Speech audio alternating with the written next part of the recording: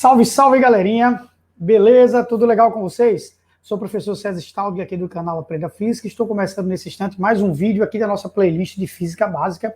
A gente vai conversar especificamente sobre a física do plano inclinado. Aviso que deixei aqui embaixo na descrição dois links. Um link para a aula da força-peso e um link para a aula da força normal.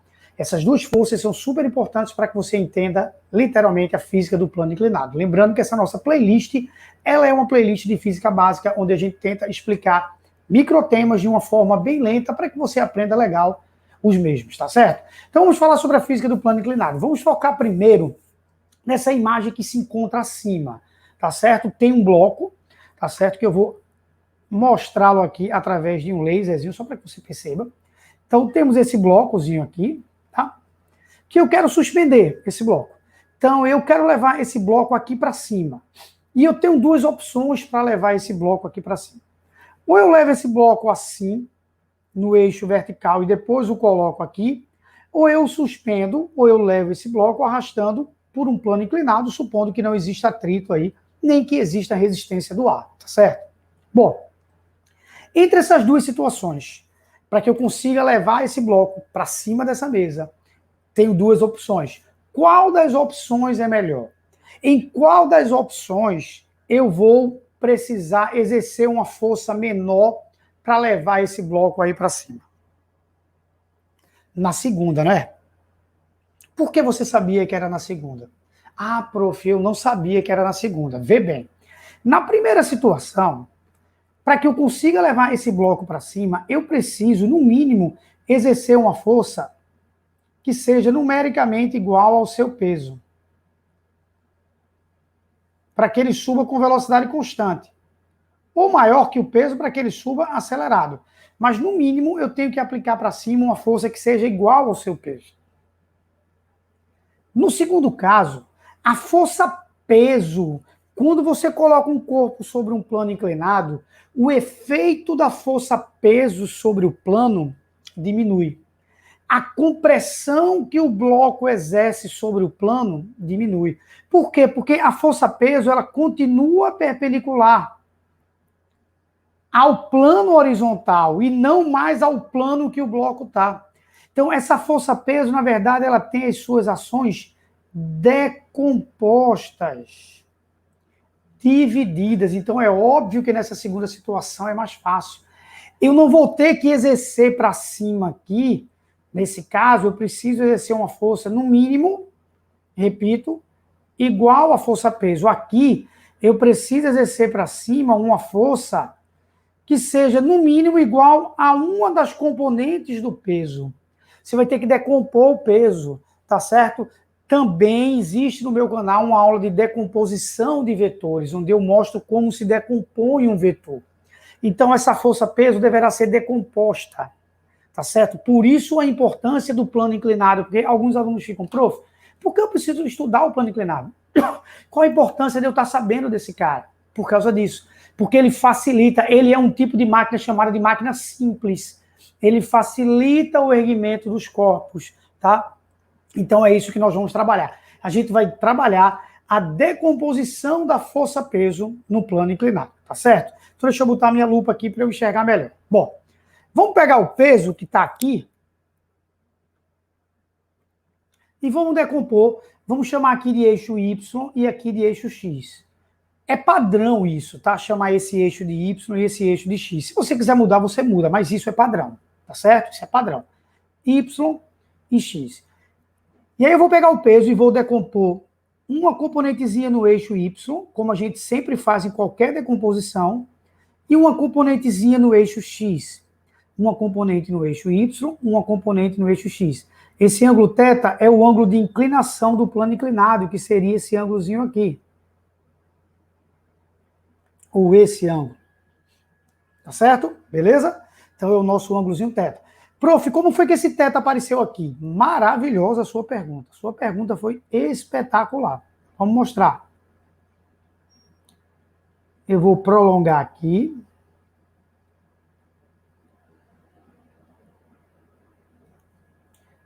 Vou prolongar aqui, tá certo? Vamos lá. Esse ângulo é 90. Então, aqui também é 90. Beleza? Preste atenção nesse triângulozinho aqui, que tem esse lado aqui, desculpa, esse vértice, que lado? Esses três vértices aqui. Triângulozinho que tem esses três vértices, A, B e C. Nesse triângulozinho que tem esses três vértices, A, B e C, tá certo? Você concorda que esse ângulo aqui é o complemento de θ? Porque nesse triângulozinho que eu acabei de colocar, ABC, esse ângulozinho aqui, ó, seria 90 graus. Certo? Então, se esse ângulo aqui é θ, esse aqui é o complemento de θ. Se esse aqui é 30, esse é 60. Se esse aqui é 80, esse aqui é 10. Porque como a soma dos ângulos internos de um triângulo tem que dar 180 graus, se eu já tenho aqui um ângulo θ, e eu tenho 90 graus aqui, repito, o triângulo, se você não está enxergando, é esse aqui, ó.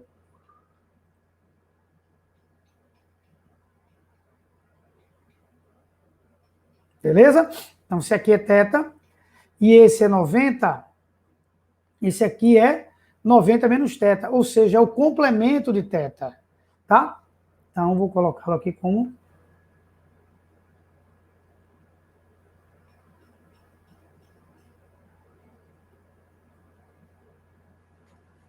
Beleza? Aí agora eu quero que tu enxergue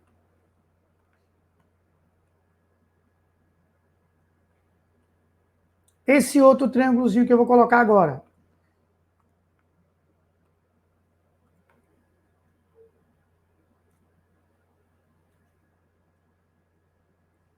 Beleza? Quero que tu enxergue esse triângulozinho aqui. A, B, C. Se esse ângulo é 90 e esse é 90 menos θ, então esse aqui ele tem que ser quanto, pessoal? Θ, porque a soma tem que dar 180. Então esses dois ângulos θ e θ são iguais.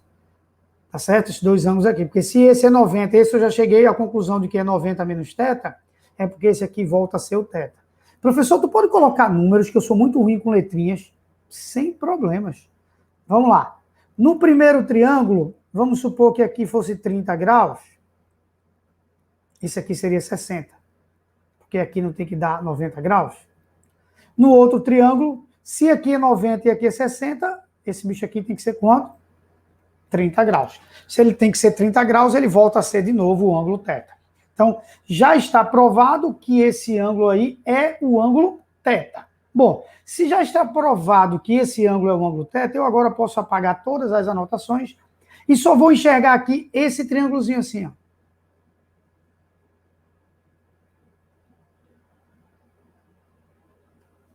Onde essa componente aqui é a PY e essa daqui é a PX. Se eu olhar esse triângulo, aqui é P, aqui é PX e aqui é PY. Então, como é que eu posso chamar o seno de θ? Bom, o seno de um ângulo é o cateto oposto, que é o PX, sobre a hipotenusa, que é o P.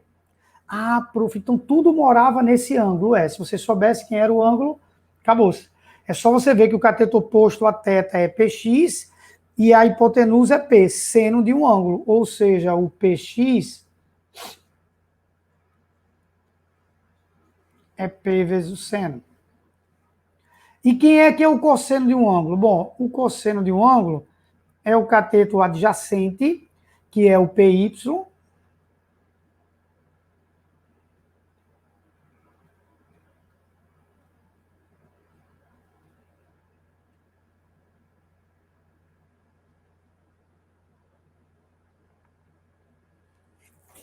tá certo? PX e PY.